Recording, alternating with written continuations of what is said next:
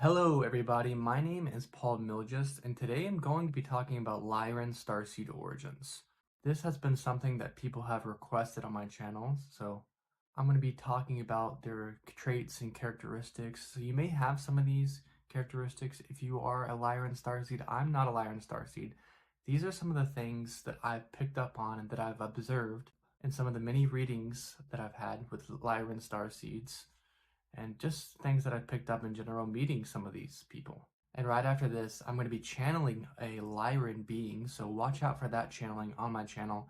It's going to be in the video right after this one. So first up, I'm going to talk a little bit about the Lyran beings themselves. They come from higher dimensions, and they have ascended into these higher dimensions. Most of them don't have physical bodies, they have light bodies. So the energy of their body is physical energy, but it just exists in a higher dimension. So in other words, they may be non-physical beings, but they still live within the physical energy of matter and electrons and things like that. So they're still interacting with like the fabric of space and matter and things like that.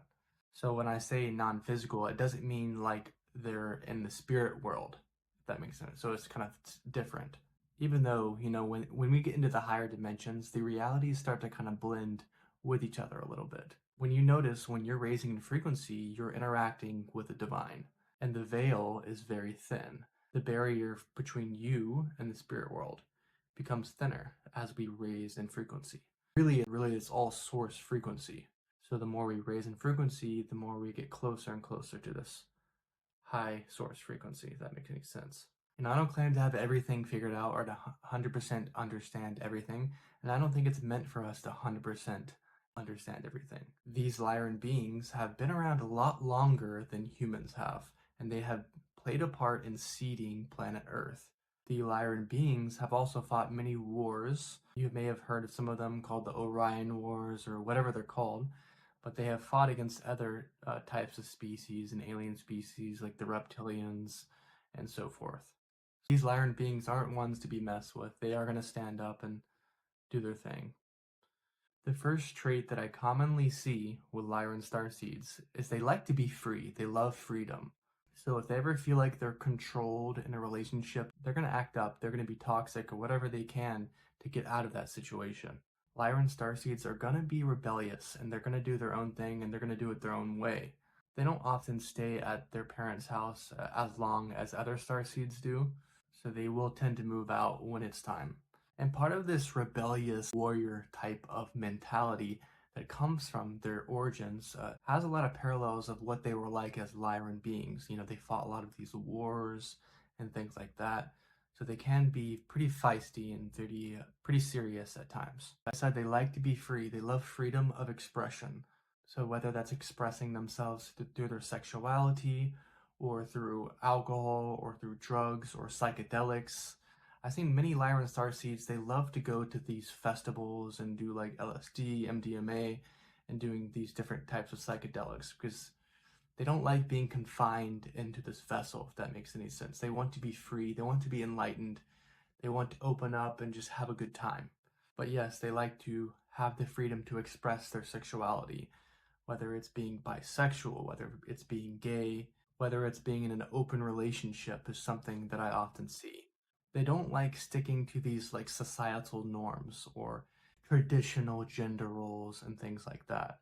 And fair play to them. A lot of these things like traditional gender roles, they're really outdated and they come from the Bible or things like that.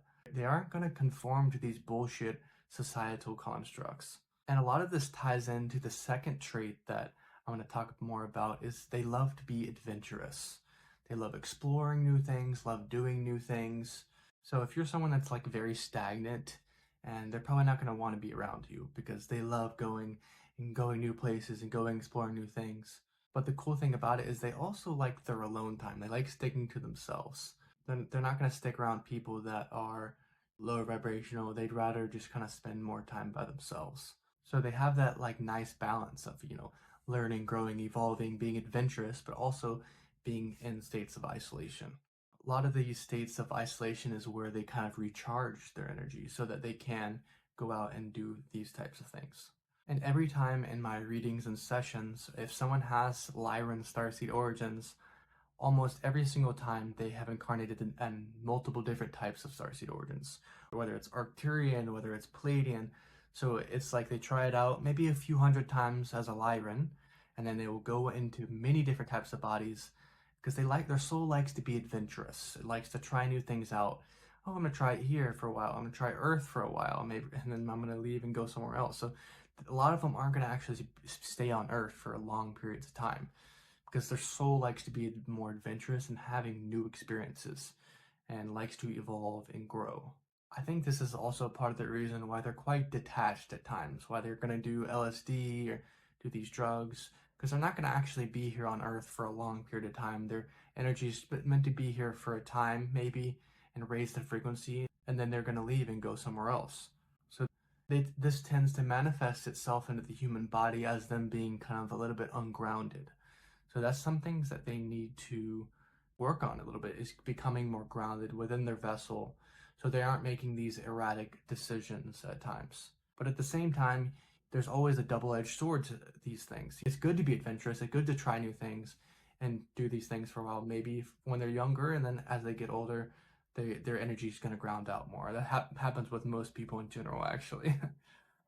And I hope this covered some of the stuff that you were wondering about Lyran Starseed origins, or if you are Lyran Starseed, please type in the comments, let me know if you resonated with any of these traits and characteristics. I am going to channel more information about them in the next video, so I'm really excited to see what comes through. Also, if you want to know your Starseed origins, there's many ways to find out. You can look up Starseed meditations on YouTube. You may be able to ask your team to show you in your dream state. You may even just be able to tell by your intuition, or even looking them up on different pictures of different starseeds or different beings, extraterrestrials online, and seeing which ones resonate with you the most. Also, I do provide channeling sessions and readings, and it's one of my favorite things to do is to check up on people's starseed origins and see why they even incarnated in these different places in the first place. So if you're interested in that, the link is going to be in the comments and in the description. If you liked the video, hit the like button and let me know what you thought in the comments. And hit that subscribe button too. And thanks for watching. Until next time.